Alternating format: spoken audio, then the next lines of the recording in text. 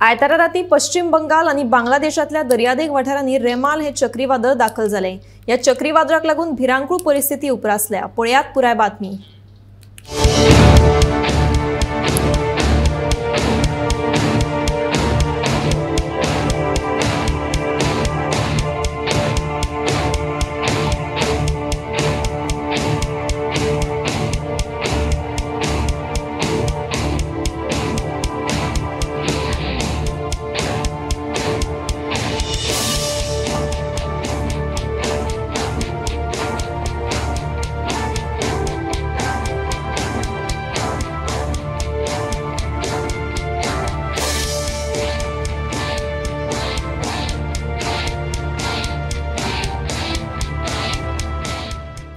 आयतारा राती पश्चिम बंगाल आणि बांगलादेशातल्या दर्यादेग वाठारांनी रेमाल चक्रीवादळ दाखल झाले।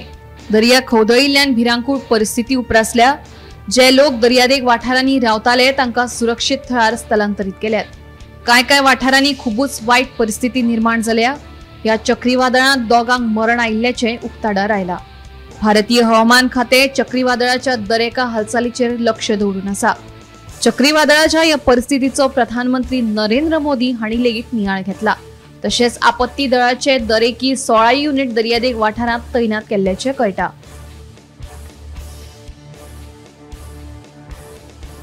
Bureau report, Gomantak TV.